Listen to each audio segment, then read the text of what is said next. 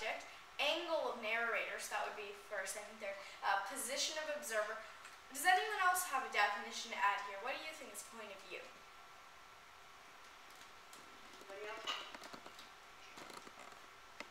Okay, we can't see you on the floor, but we can hear you. Speak up louder, please.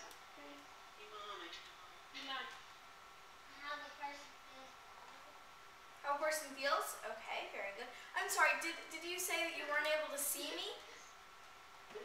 Now, there's some students sitting in front of the camera, so I can't point the camera. Oh, yes, that's fine. Okay, thank you very much. Well, you're voicing your point of view when you share an opinion about the best team at the Super Bowl, or you're voicing a point of view when you say the color pink is way better than the color blue. So can you come up with another example of point of view? So maybe if you ever disagreed with someone, what was your point of view on the issue? What was theirs? Any ideas?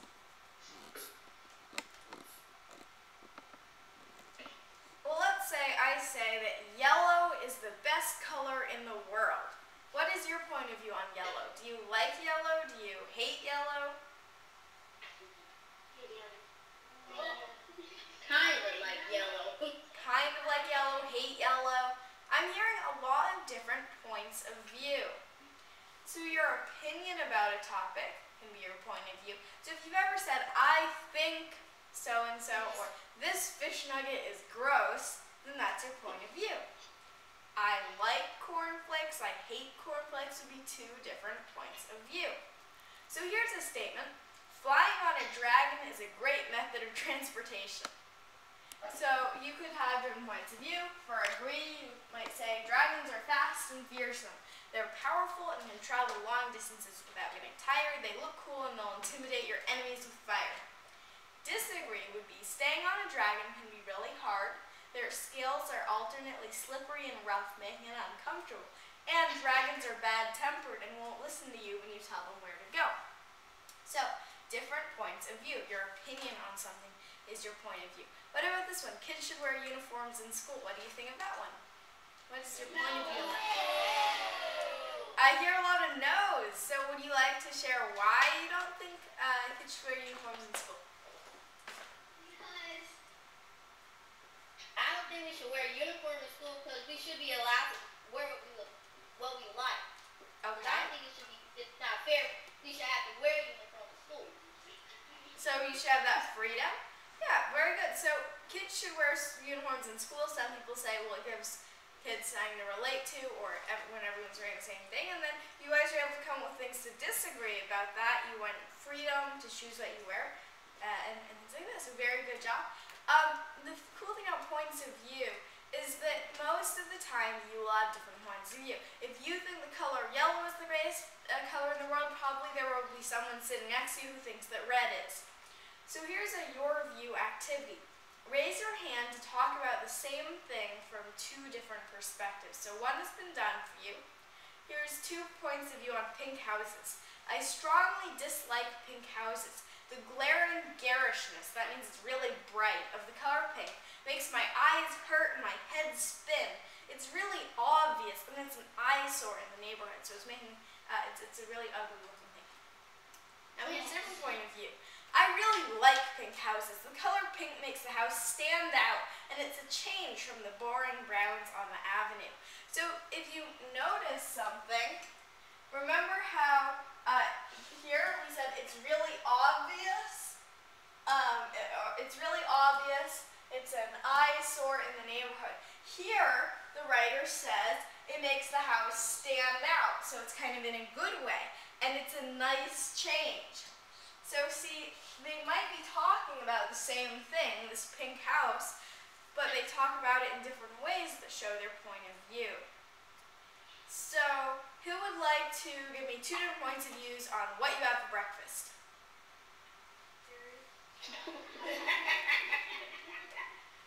Waffles. Waffles? Okay, so what's your point of view? Did you like the waffles? Yeah. Yes. Okay, why did you like the waffles? With syrup? They were syrup, so they were probably sweet and really good. Tastes good. Okay, cool. Now pretend that you hated the waffles. What? If If you hated the waffles, what might you say about the waffles that would show that? They're too hard. They're too hard. They're too hard. Maybe the syrup. Terrible.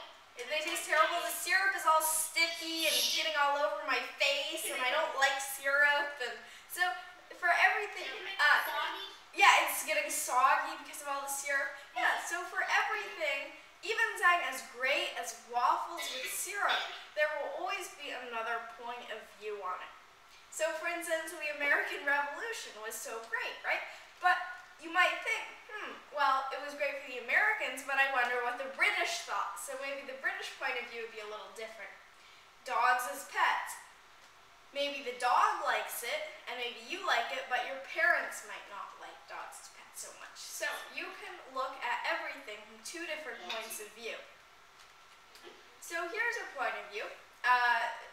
Exercise. An automobile accident occurs. So there's a car accident. 2 drivers are involved. Witnesses include 3 sidewalk spectators, a policeman, a man with a video camera who happened to be shooting the scene, and the pilot of a helicopter that was flying overhead. Here we have 8 different points of view and most likely 8 different descriptions of the accident. So here's a little more visual representation. So you have these 2 people who each think that it's the other person's fault.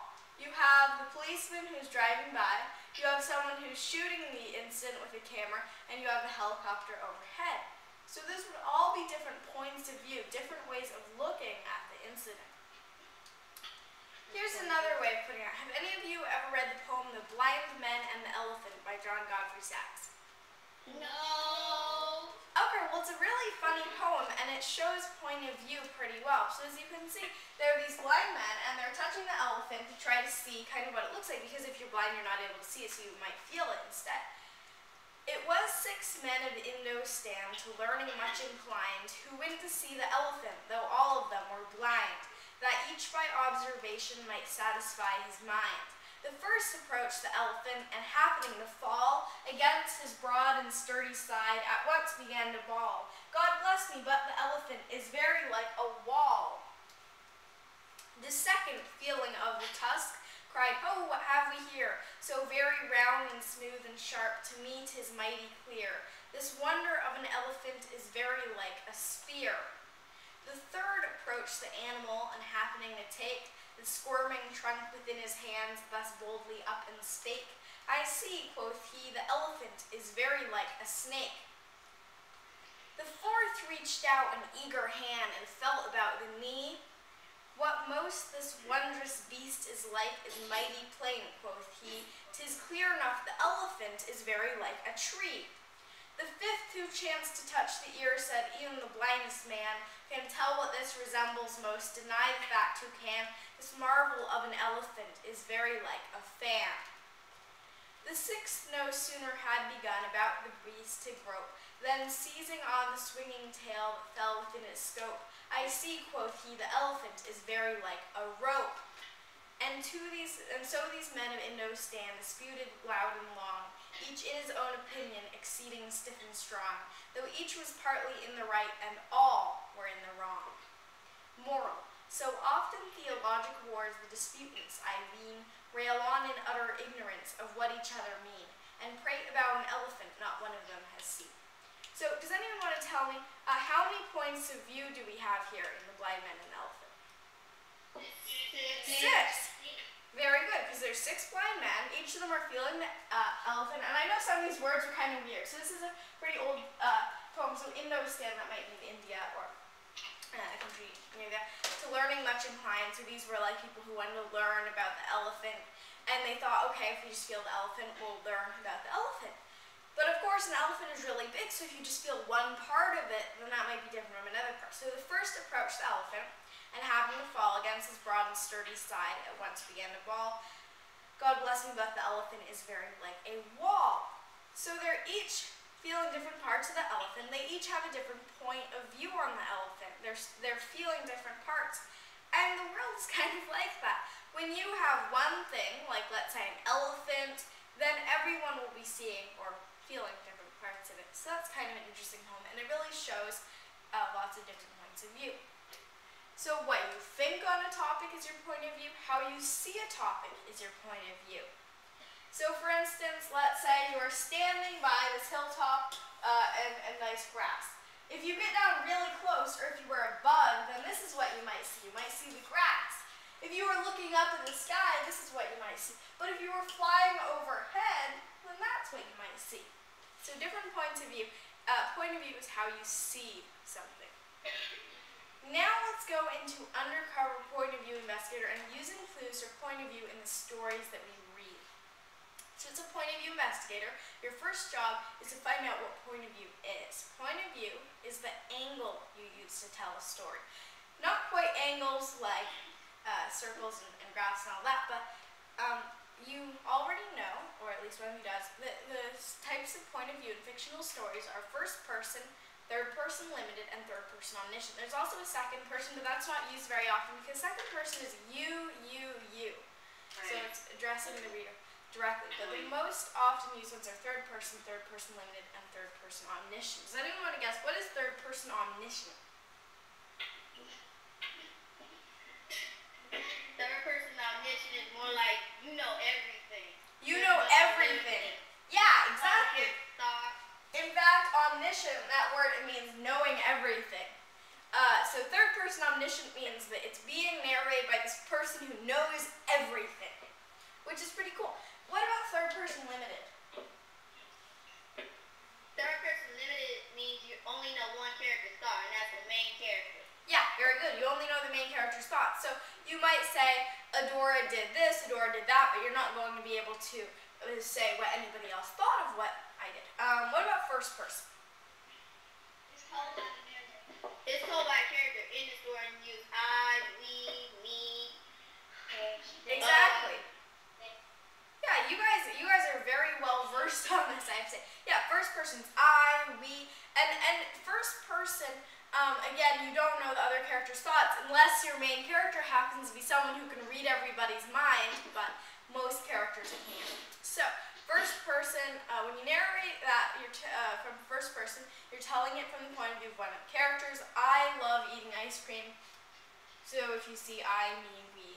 Also another thing to consider, if someone is really strong about expressing their personal feelings and emotions, that might tip you off. So here's an example, first person. I called Mom on my cell phone and waited as the phone rang. Other than the sound of my cell phone call, the company courtyard seemed pretty peaceful and quiet. Then again, I may have seen my boss, Mr. Brown, frowning in the distance. Hi, Mom, I said cheerfully on the phone. So if you notice, etc. Now also, you might have seen this person frowning, not being so happy, but you wouldn't know why.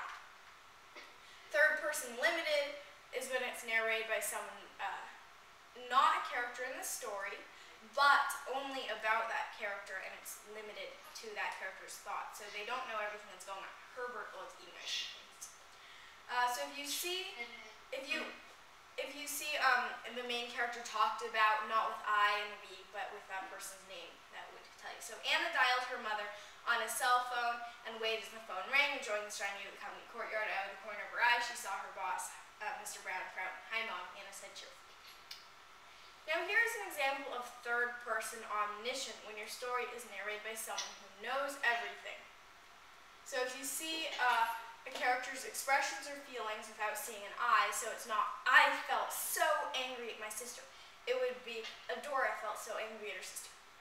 Now if the narrator shares other characters' opinions and feelings, or what will happen next. So have you ever seen Little Did She Know, or Little Did He Know in a story? Raise your hand if you've seen a Little Did He or She Know.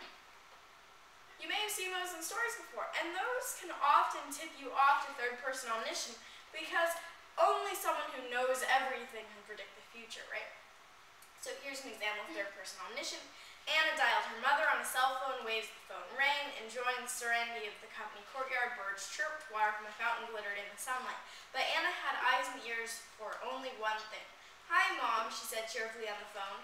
Her boss, Mr. Brown, frowned. He felt rather jealous. His mother discouraged him from calling. Little did Anna know a bloodthirsty giant nutria was about to jump on her head.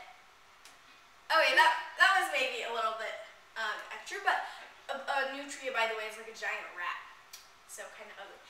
So here's an activity. Practice writing in first person and third person and use descriptive details. So choose one of these topics: a disgusting meal, a hot day, a fun game, or any topic of your choice. You can write 1 to 3 sentences. It doesn't have to be too much, but write one version in first person and one version in third person. So let's say I was to write about a hot day, I might say, I was sweating out of every pore. I felt so disgustingly hot in the midsummer heat. And if it was third person omniscient, so if I know everything, I might write something like, Adora stood sweating from every pore in the midsummer heat while unbeknownst to her, her sister was planning on throwing a giant balloon at her head. So you can write about any of these topics. Or yeah, you can just tell me. Yeah, if you raise your hand, you can just tell me your version.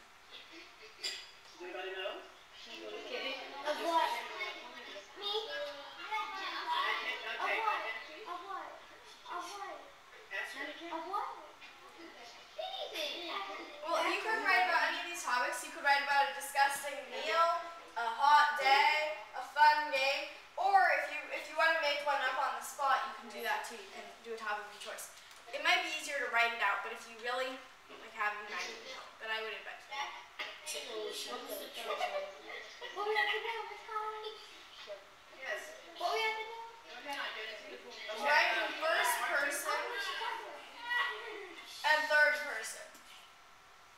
So practice writing in first person and third person. You can write about any of these topics: a disgusting meal, a hot day, a fun game, or a topic of your choice. So write 1 to 2 sentences in first person, write another 1 to 2 sentences in third person. And then once you're finished, raise your hand and share. One in first person and one in third person. And when you get finished, raise your hand.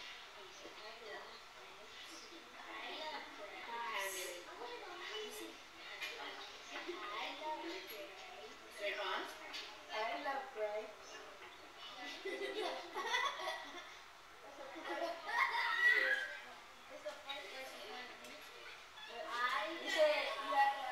Quiet. You're going to talk only when you raise your hand and you're called on. You must use descriptive details.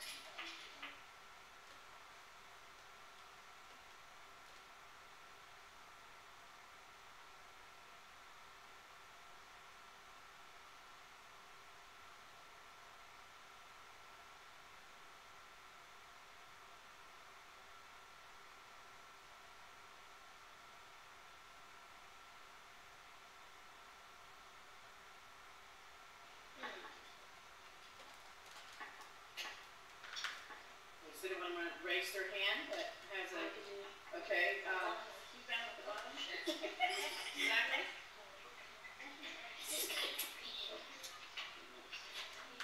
So let me process.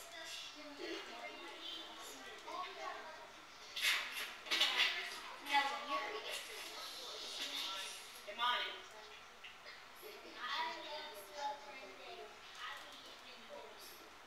Sweltering days are so warm, and the pool is too cold. Okay, very good. So that was your first person, right? Yes. Great. Did you write one in third person? Yes. You like to share it? That's Thank you. She didn't say third person. Did anybody do a third person? Okay. Would anyone like to share one of their third person? Me. Identity. Identity. Identity. Alright, wait till I can. First person. Third person. Kim was so high she passed out on the floor. There. I did it. That was it. Kim was so hot she passed out. Kim was so hot she crashed out on the floor. Passed out. Oh, okay. Okay. It must get really, really hot if you pass out, or you didn't drink any water or something. Yeah, but okay, very good. So I see that you wrote about a hot day. It looks like. So one of the reasons that you need to know the difference between first person and third person is because when you are writing your own stories, you want to decide, do I want to write this in first person, I, me, we, or do I want to write this in third person? So what do you think? Why, if you like first person, why do you like first person? Or if you like third person, why do you like third person? So why would you like first person or third person better?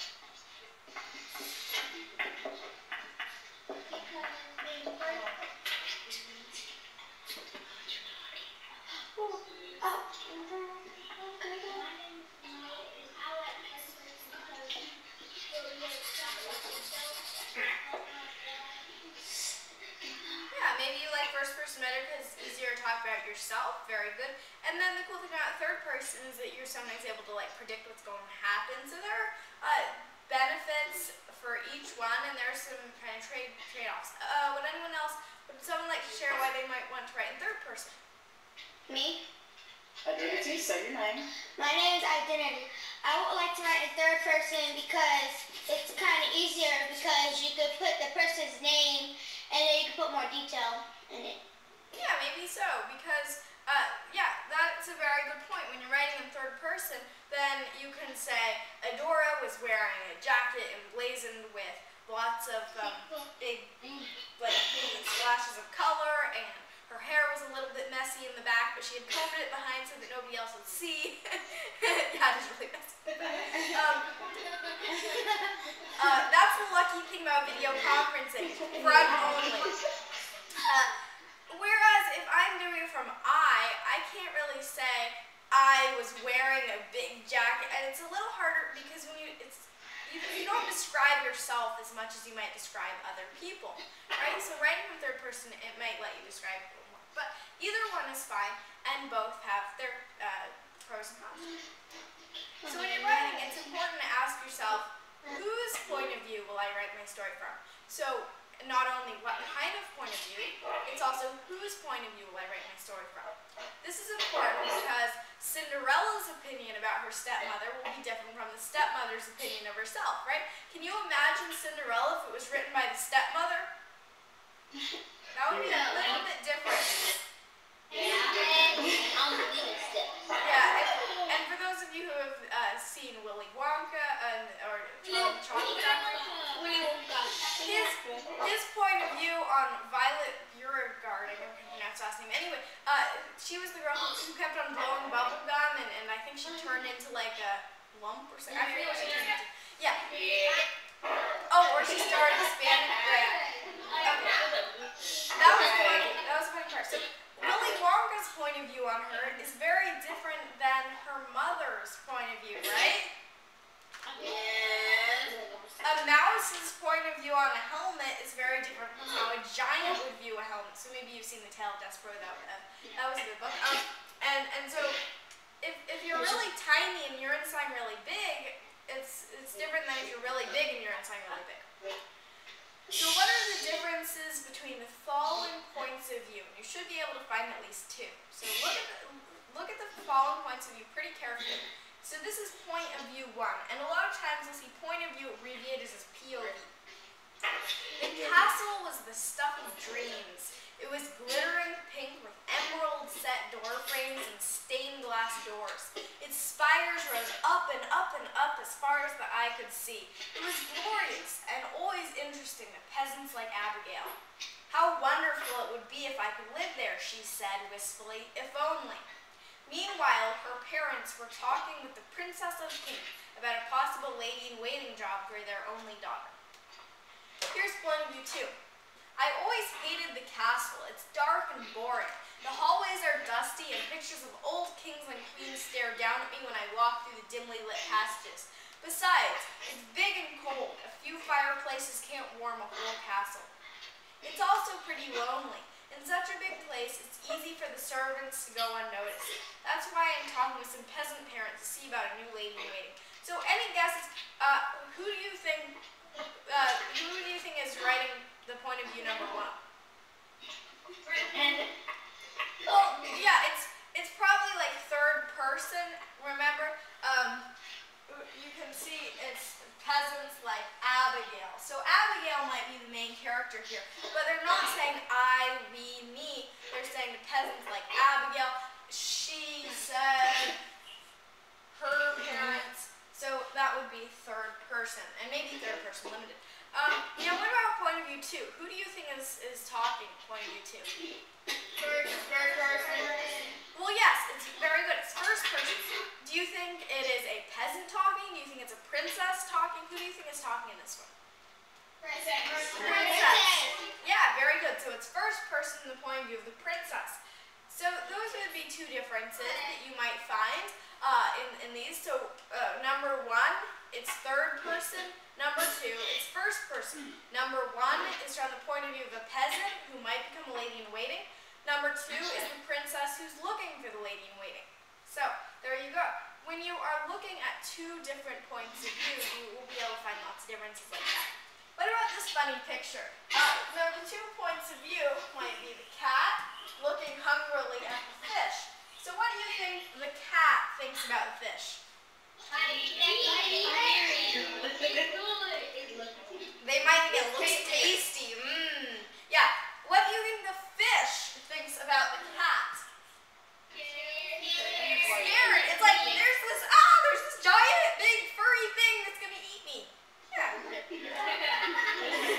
I mean, if you were this tiny little thing swimming around a pool of water and you see this giant with its mouth open about to like eat you, then I think you would be scared. So the cat's point of view on the fish is like, that looks like a tasty little morsel. The fish's point of view on the cat is, oh my god, that thing is gonna eat me. So there you go. 2 different points of view. What might a tree think of a tree house? What do you think? What might a tree, if a tree could think, what do you think would think of a tree house? Well, let's see. If you had to lift up lots of wood and nails and brick every single day, do you think that would get a little tiring? Yes, it would. Yeah, so maybe a tree would think, this tree house is okay, but it's a little heavy and it's kind of tiring. Yeah. So you can ask yourself, what might a tree think of a tree house? What might an owl think of a tree house? So you can think about unusual points of view. So not everybody talks about a tree house from the point of view of a tree. So what do you think your backpack would say if it could talk? Or your shoes. So practice writing from an unusual point of view. Think about something you've done this week, like brushing your teeth or feeding your dog. Think of an unusual point of view for that activity. So the point of view of the toothbrush or the point of view of the dog. And write about the event in the selected object or animal or person's eyes. So, who would like to share something they've done this week or on the weekend?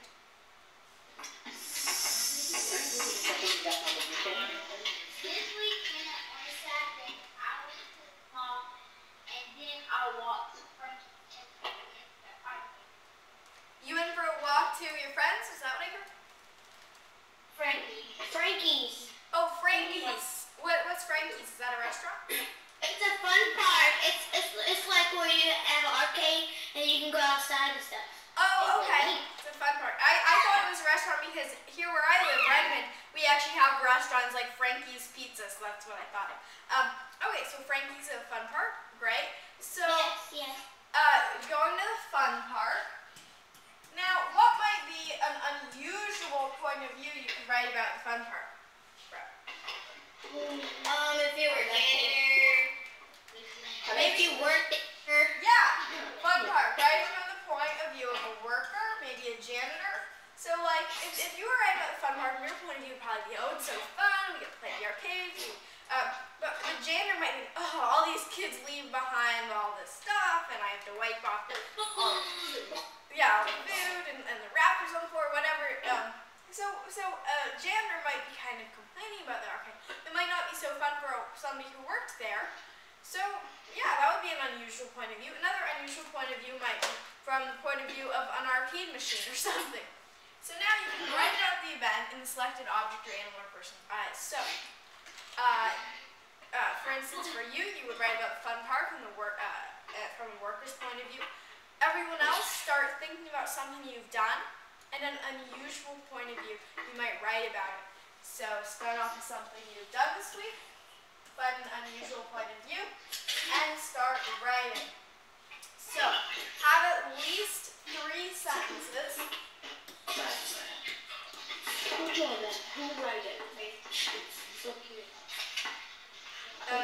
you can begin writing now.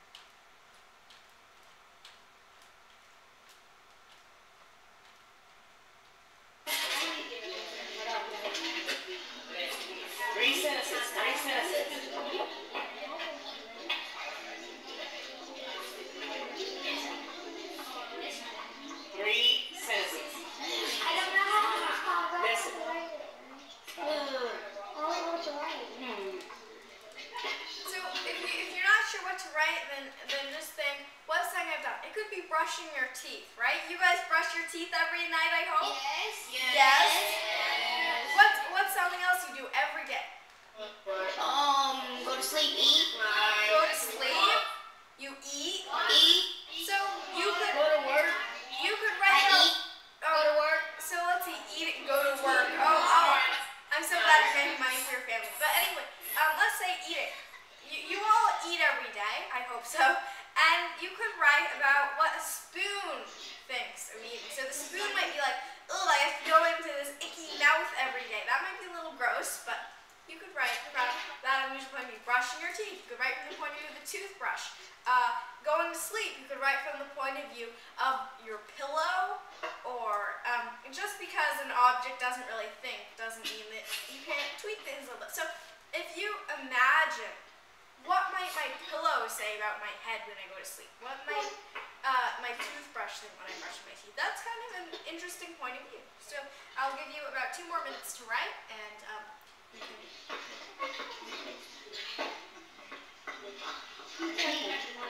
Think about some quantities, unusual quantities. Okay. You're right.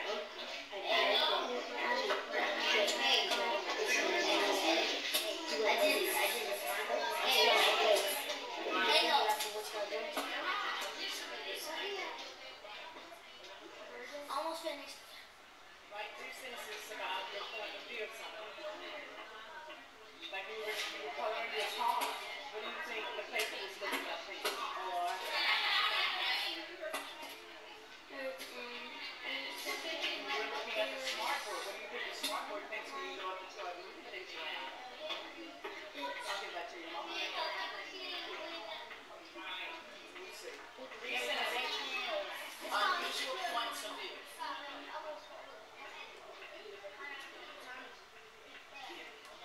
This one has 2 L's.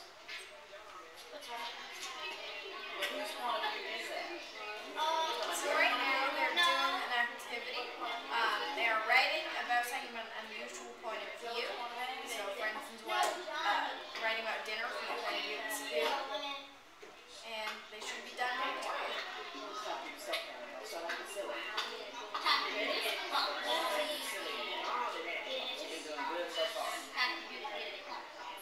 Alright, raise your hand if you are finished writing.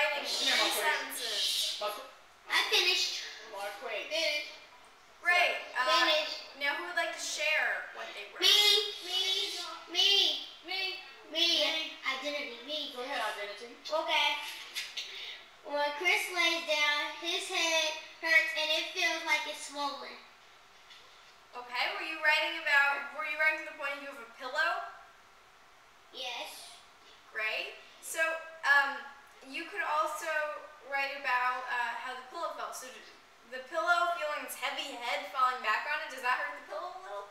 Yeah, maybe you could. Yes. Yeah, probably so. Very good job.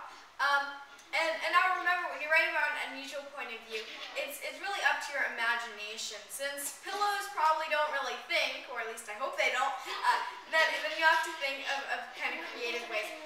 Let's get one more person to share what they wrote from an unusual point of view. Marguerite. No, I was at the banana. Thank you. You gotta back up. Back up. What you gonna do? You gotta back up. Why? I do not want these kids here. I'm going to make them start calling the parents. They are so bad. This job does not even pay us. Who's that? Oh. Were you writing from the point of view of the janitor at the fun park? No, one of the teachers. Oh! That's not what she said. The point of view of a teacher. Well,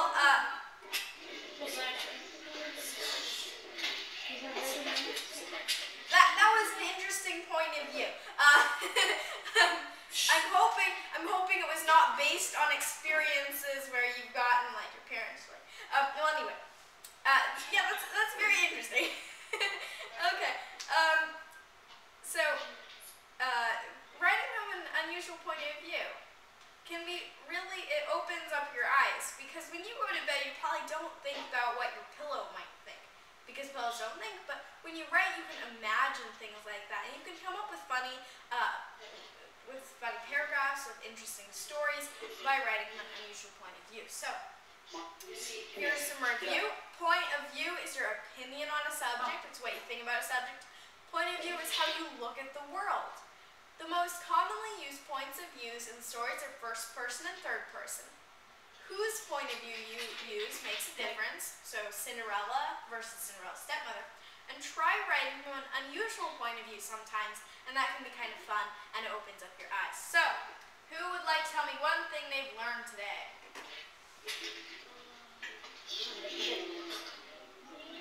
Big. Having a point of view. You learn a point of view? Okay. Javon.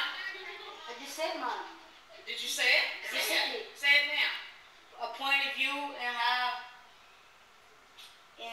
to write points of view of different people, like witnesses and first people like you. You can say hi and you can talk as another point of view from somebody else. Well, yeah, there are lots of different points of view. When you have a car accident, there's one person in one car, one person in another car, there's a policeman, there's someone who is filming. Yeah, you have different points of view everywhere. So, yeah, very good. So, thank you for sharing what you learned today. Who would like to ask any questions? It's time for questions and answers. Me? How old am I? I am 12 years old. Where you from? One at a time. Where you from? Where am I from? I am from Redmond, Washington State. Well, I was born in Springfield, Oregon, but I live in Redmond, Washington State. So, you know that question, where are you from? It's always like you never know, does that mean where you're born, or does that mean where you live? It's kind of hard to answer. Deborah? How many books have you written? How many books have I written? Well, so far I've published 2 books. They're Flying Fingers and also Dancing Fingers. And so I would say 2 books, but I've also written over 400 short stories, many of which are not published.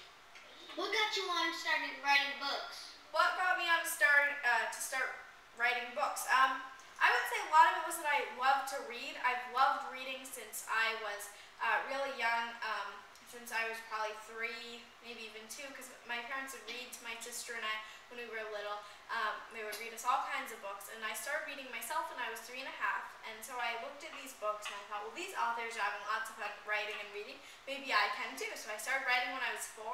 I would type up those stories. I started typing up stories when I was 6, and when I was 7, I published my first book, Flying Fingers.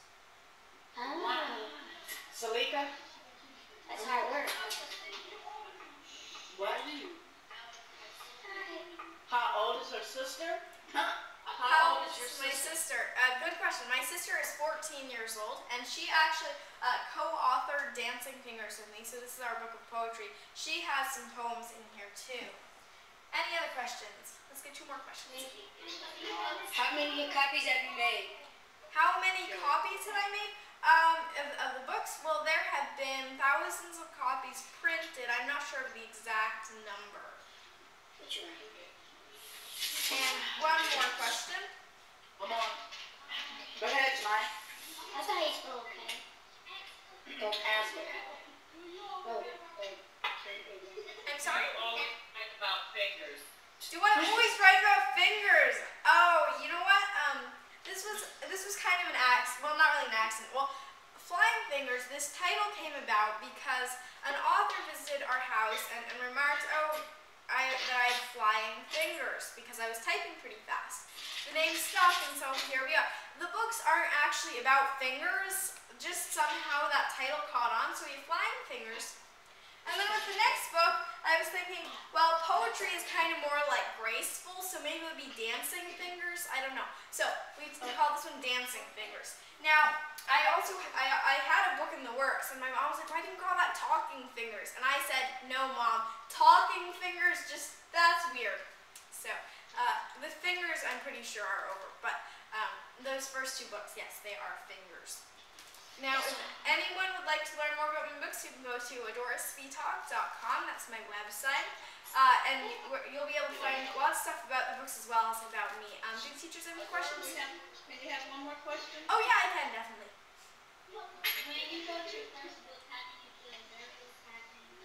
When you wrote your first book, did you feel nervous, happy, what?